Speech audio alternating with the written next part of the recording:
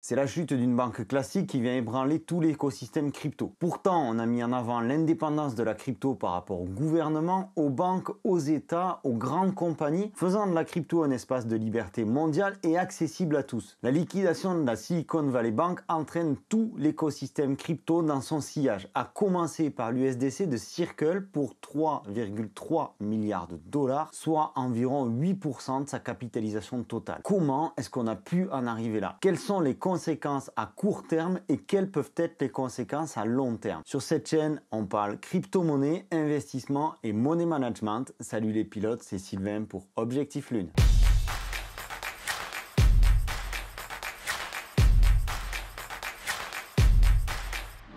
Je te partage dans cette vidéo l'urgence de l'actualité. Sur la chaîne, je partage davantage de contenu fondamental, mais quand il y a un sujet brûlant, je pense qu'il est important de vous tenir informé. Tu peux t'abonner ici pour les prochaines vidéos. Tu peux aussi rejoindre le canal Telegram ou le Twitter pour avoir du contenu encore plus réactif. Conséquence de FTX, le 9 mars 2023, la banque crypto-friendly Silvergate annonçait son placement en liquidation judiciaire, secouant une première fois l'écosystème crypto. Rapidement, les principaux acteurs comme Binance, Coinbase et autres rassuraient leurs investisseurs en signifiant ne pas être exposés chez Silvergate. L'histoire aurait pu s'arrêter là, mais que nenni. Le lendemain, en fin de journée, c'est Silicon Valley Bank qui annonçait sa faillite. Et là, c'est pas la même. C'est pas la même du tout. L'effondrement de la Silicon Valley Bank crée un effet domino touchant de nombreux secteurs, dont celui de la crypto. Il faut savoir que la faillite de la SVB est la deuxième plus grande faillite bancaire américaine de l'histoire. SVB détenait 209 milliards d'actifs au moment de son effondrement. D'un autre côté, Circle, qui est la société émettrice du stablecoin USDC, avait environ 8% de ses fonds chez SVB, soit 3,3 milliards de dollars sur les 40 milliards de dollars de capitalisation avant le crash. Alors autant Circle était passé à travers les gouttes de Silvergate,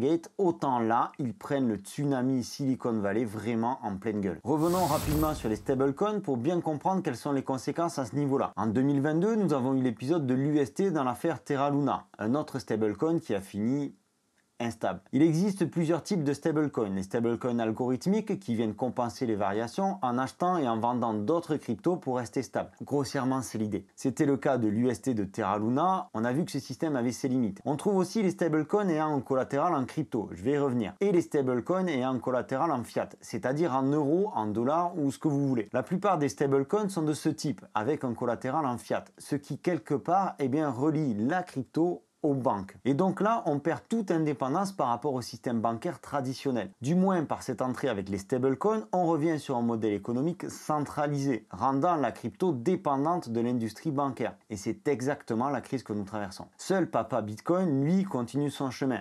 Et toutes les autres cryptos altcoins. La Silicon Valley est une des principales banques de Californie spécialisée dans le financement d'entreprises de la tech. SVB est aussi liée à Silvergate qui a fait faillite il y a quelques jours.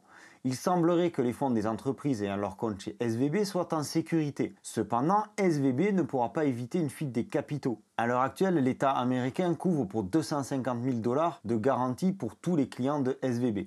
Mais ça ne représente que 3% des clients de SVB finalement. Dès que la banque va réouvrir, parce que oui, comble de l'ironie, tout ça se passe un week-end. Il devrait y avoir des retraits massifs, pour autant que ce soit encore possible. La SVB, c'est tout de même 209 milliards. Et souvenez-vous, FTX, c'était à peine 15 milliards. Que va-t-il se passer quand tous les acteurs vont retirer leurs fonds de SVB? Sachant que pour rembourser ses clients, SVB va devoir vendre certaines positions, et notamment des bons du trésor américain. Parce que oui, on le sait, les banques sont là pour faire travailler l'argent, pas seulement pour le stocker ou vous le prêter. Maintenant, imaginez d'un côté SVB qui vend des bons du trésor à perte, parce que le marché est baissier. Et de l'autre côté, des centaines et des milliers d'entreprises qui veulent récupérer leur argent, parce qu'ils ont aussi besoin de liquidité pour survivre à la crise que nous traversons. Liquidité que SVB ne pourra donc pas leur fournir en totalité. Là, c'est clairement le château de cartes bancaire qui s'effondre, une fois de plus, sachant que SVB héberge plusieurs centaines d'entreprises liées de près ou de loin au milieu de la crypto, autant dire que ça va avoir des répercussions conséquentes. Au moment où Circle, la boîte derrière le stablecoin USDC, annonce avoir 8% de sa capitalisation chez SVB, soit 3,3 milliards de dollars, c'est la panique totale sur les marchés crypto. L'USDC n'est plus accepté chez Robinhood, Binance suspend la conversion USDC en BUSD, Coinbase suspend aussi la conversion et l'USDC va jusqu'à perdre près de 20% de sa valeur, jusqu'à 83 centimes de dollars. Pas mal pour un stablecoin qui est censé rester à plus ou moins 1 $.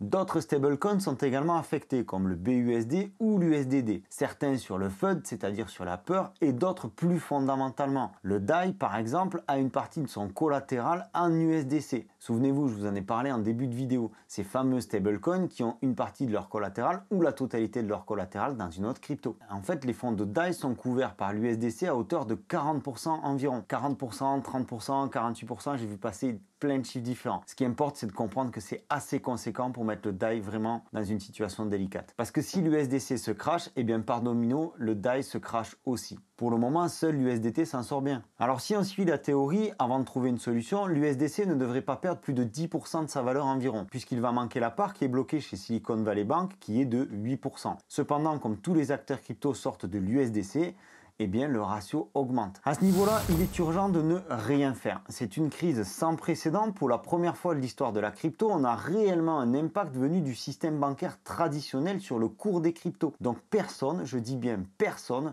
ne sait comment ça va se passer dans les prochains jours. La seule réflexion qu'on peut avoir est en relation avec ce lien crypto-banque. Et donc se tourner peut-être vers des cryptos qui restent encore indépendantes, comme le Bitcoin, tout simplement. Mais le Bitcoin, comme toutes les autres cryptos, pourrait voir leur cours chuter dans les prochains jours à cause de la crise que nous traversons. Ventiler ses capitaux en Bitcoin pourrait être une solution. Au risque de voir le Bitcoin chuter, il est certain qu'il n'atteindra pas les 0 $, ce qui pourrait bien être le cas de l'USDC si jamais Circle venait à vraiment accuser le coup. Attention, je ne vous dis pas de tout passer en Bitcoin. Prenez du recul et restez connecté à l'actualité, sans pour autant vous laisser envahir par vos émotions. Ouais, je sais, c'est pas facile. Jusque-là, on payait les errements de FTX et autres conséquences de Terra Luna. Pour cette fois, c'est vraiment le système bancaire traditionnel qui plombe le marché des cryptos. À coup sûr, les conséquences vont traîner sur plusieurs semaines, voire plusieurs mois. Depuis la crise des subprimes en 2008, on n'avait pas connu pareil déroute du système bancaire classique. Et cette fois, cette déroute touche aussi la crypto. Alors vous allez peut-être me prendre pour un fou.